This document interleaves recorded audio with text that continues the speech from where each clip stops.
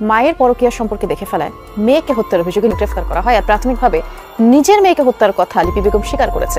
মায়ের পরকীয়া প্রেমের অনৈতিক দৈহিক সম্পর্কের ঘটনাটি মেয়ে দেখে ফেলায় মা তার পরকীয়া প্রেমিককে নিয়ে মেয়েকে শ্বাসরোধ করে হত্যা করে। তার মা এবং তার চাচা প্ল্যান করে মেরে ফেলেছে।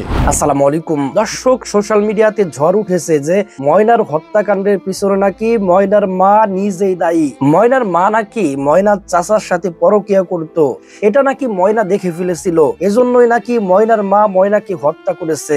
দর্শক আসলে কি তাই? দর্শক বিস্তারিত থাকছে পুরো ভিডিও জুড়ে, পুরো ভিডিওটি দেখলেই আপনারা সবকিছু ক্লিয়ার হয়ে যাবেন ইনশাআল্লাহ। তো দর্শক চলুন বিস্তারিত দেখে আসি। মনে এই একটাই প্রশ্ন কাজ করছে, সেটা হচ্ছে একটা মেয়ের লাশ মসজিদের মধ্যে কিভাবে আসে যদি হুজুররা মসজিদের মধ্যে না নিয়ে আসে। আসলে অনেকেই ভাবছেন যে ময়নাকে হয়তো তার মা এবং তার চাচা প্ল্যান করে মেরে ফেলেছে, এরকম অনেকেই ভাবছে। অনেকে ভাবছে যে ময়নার চাচার সাথে ময়নার মার পরকীয়া ছিল, আর এই ব্যাপারটি ময়না দেখে ফেলে, যার কারণে ময়নাকে তারা মেরে মসজিদের দোতলার ছাদে তার লাশ রেখে আসে। তবে এটা আমি যুক্তিকর মনে করছি না, কারণ যে মসজিদে ময়নার লাশটা পাওয়া যায় ওই মসজিদটা অনেক ধরনের সিকিউরিটি রয়েছে। যেরকম মসজিদের যে মেইন গেট রয়েছে সেই মেইন গেটে তালা দেওয়া রয়েছে, এবং মসজিদের দোতলায় উঠবার জন্য যে গেট ওখানে তালা দেওয়া থাকে, এবং মসজিদের ছাদে ওঠার যে গেট রয়েছে সেখানেও কিন্তু তালা দেওয়া থাকে। তো আমার প্রশ্ন হচ্ছে, যদি ময়নাকে মেরে লাশটা ওরকম মসজিদের উপরে রেখে আসে তাহলে কি সে গেট কিভাবে খুলে মসজিদের দোতলায় রেখে আসলো? অনেকে আবার মনে করবেন যে মসজিদের গেট খোলা ছিল, কারণ নামাজের টাইমে তো মসজিদের গেট খোলা থাকে। তবে এখানেও আমার একটা প্রশ্ন আছে, আর সেটা হচ্ছে নামাজের টাইমে যদি মসজিদের গেট খোলা থাকে তখন কিন্তু মানুষজন থাকে, যারা নামাজ পড়তে আসে তারাও কিন্তু ওখানে থাকে। তো ময়নার চাচা যদি ময়নার লাশটা বস্তায় করে এনেও যদি ছাদে নিয়ে যায় তাহলে কিন্তু মানুষজন দেখে ফেলবে, আর মানুষজন না থাকা অবস্থায় যদি ময়নার চাচা ময়নার লাশটি নিয়ে আসে তাহলে ওখানে কিন্তু গেট তালা দেওয়া থাকে। বুঝলাম যে মেইন গেট খোলা, কিন্তু দোতলায় উঠবার যে গেট সেটা কিন্তু তালা দেওয়া থাকবে। তো আমার কেমন জানি ব্যাপারটা নিয়ে খটকা মনে হচ্ছে, কারণ মসজিদের যে ইমাম সাহেব রয়েছে তার বক্তব্যে এটাই বুঝতে পারলাম যে যেদিন ময়নাকে পাওয়া যায় না, ময়নার লাশটা যেদিন মসজিদ থেকে বের করা হয় সেদিন নাকি ওই মসজিদের ইমাম মসজিদে ছিল না। সে তার মেয়ে প্রেগনেন্ট, তার মেয়ের বেবি হবে, আর এই জন্যই সে তার মেয়ের কাছে চলে গিয়েছিল, অর্থাৎ হসপিটালে ছিল। এবং মসজিদের যে চাবিগুলো রয়েছে সেগুলো মসজিদে যে ছেলেটি আজান দেয় তার কাছে রেখে যায়। এবং এটাও জানা গেছে ওই ইমাম সাহেবের মুখ থেকে যে মসজিদের যে ছেলেটি আজান দেওয়া হয়, যে ছেলেটিকে দিয়ে মসজিদে আজান দেয়, ওই ছেলেটি কিন্তু 1.5 মাস হয়েছে এখানে এসেছে।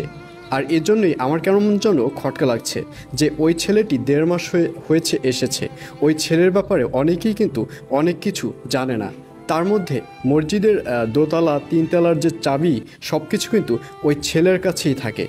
আমার কেন জানি মনে হচ্ছে যে ময়না ওই মসজিদে যেহেতু পড়াশোনা করে সেহেতু ওই মসজিদে ময়না এসেছিল, এবং ওই ছেলে হয়তো কিছু একটা করেছে। তবে ভাই আমি শিওর না হয়ে ওই ছেলেকে দোষারোপ করতে পারি না। সুতরাং আমি প্রশাসনকে রিকোয়েস্ট করব এই ব্যাপারটি যেন ভালো করে একটু তদন্ত করে আসল যে ভিকটিম তাকে যেন খুঁজে বের করা হয়। কারণ ময়নার যে মৃত্যু এটা কিন্তু অনেক মর্মান্তিক একটা মৃত্যু। ময়নার যে গোপন অঙ্গ রয়েছে সেখানে রড ঢুকিয়ে তাকে মারা হয়েছে। সুতরাং ব্যাপারটা কিন্তু স্বাভাবিক না, ব্যাপারটা কিন্তু অস্বাভাবিক। সুতরাং আমি প্রশাসনকে রিকোয়েস্ট করব ভালো করে নিখুঁতভাবে তদন্ত করে যে মেইন ক্রিমিনাল তাকে যেন সর্বোচ্চ শাস্তি দেওয়া হয়, যাতে করে এই ধরনের কাজ দ্বিতীয়বার যদি বাংলাদেশে কেউ ঘটায় তাহলে যেন একবার চিন্তা করে ভেবে চিনতে তারপর ঘটায়। হ্যাঁ মনে করছে পাগল বেরি এর তলা দুইখান দিয়ে 2 রাইলে মাই মাফে কইছে হুজুর ইয়ান এক পাগল বেরি বই দিছে, তিনি ইয়ান এক পাগল বই দিছে। এরপরে হুজুর গিয়াছে তার এই কথা শূন্য হই ময়নার আত্মীয় জানাইছে দেখেন গেছে নিয়ে মসজিদের থেকে বলে পাগল না কি যেন বসে রয়েছে না শুয়ে রয়েছে আপনারা। তো অনেকে ময়নার চাষা আয়া না চাষা না মাঝে নাইছে আয়া দেয়া দিয়ে ময়নার লাশ, এরপরে ময়নার চাষা লাশটা নিচে লামাই নিয়ে গেছে। পুলিশ প্রশাসন কি প্রতিদিন আসে আপনাদের এলাকায়? জি গত কইলাম না, গত 4 দিন আসছে। খোঁজখবর নিতে জি জি খোঁজ খবর নিতে আছে জি। এটা তো প্রায় 2 সপ্তাহ 10-12 দিন হয়ে গেছে, এখনো তো কোনো হ্যাঁ এটা বড় পাইতেছে না। বড় দুঃখজনক ব্যাপার, বড় দুঃখজনক। এত বড় একটা ঘটনা, এত বড় একটা ঘটনা, যেমন একটা শিশু বাচ্চা নির্যাতন এবং মাইরাল আমার মসজিদে এখন মাইরা মসজিদের ভিতরে ডুবাই দিছে। আমরা আর কই যাবো, মসজিদ এত বড় পবিত্র জায়গা। বেদিনরা আপনার মসজিদ দেখলে সালাম করে, সম্মান করে মসজিদ দেখলে। এরপরে মসজিদে চলে মুসলমান বিদেশিরা, জেলে আমাদের এক মসজিদ দিছে 20 লক্ষ টাকা দিছে বিদেশিরা ডুবাইতে এক লোকে।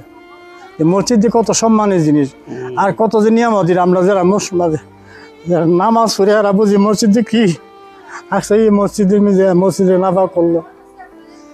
আমরা দূরত্ব এটা বাংলাদেশ সরকারের প্রশাসনের তাড়াতাড়ি জিনিসটা তদন্ত করে এটা দোষীকারীর বিচার হোক আর ইমাম মসজিদের দূরত্ব জেনে। দর্শক, সম্পূর্ণ ভিডিওটি আপনারা দেখলেন। দর্শক, মানুষ যে বলতেছে ময়নার মা পরকীয়ার কারণে ময়নাকে হত্যা করেছে, দর্শক এটা কিন্তু একেবারে উড়িয়েও দেওয়া যায় না। কারণ এই দেশে পরকীয়ার জেরে সন্তানকে হত্যা করেছে, এটা কিন্তু নতুন কিছু না। পরকীয়ার কারণে হত্যা করেছে সন্তানকে, এটা কিন্তু নতুন কিছু না, এটা কিন্তু অহরহর ঘটেছে। এই বিষয়টাও তদন্ত করে দেখা উচিত বলে আমি মনে করি। দর্শক, আপনাদের মন্তব্য কি? আপনাদের মূল্যবান মন্তব্য অবশ্যই কমেন্ট সেকশনে জানিয়ে দিবেন। তো আজকের এই ভিডিওটি পর্যন্তই। ভিডিওটি ভালো লাগলে লাইক এবং শেয়ার করে দিয়েন।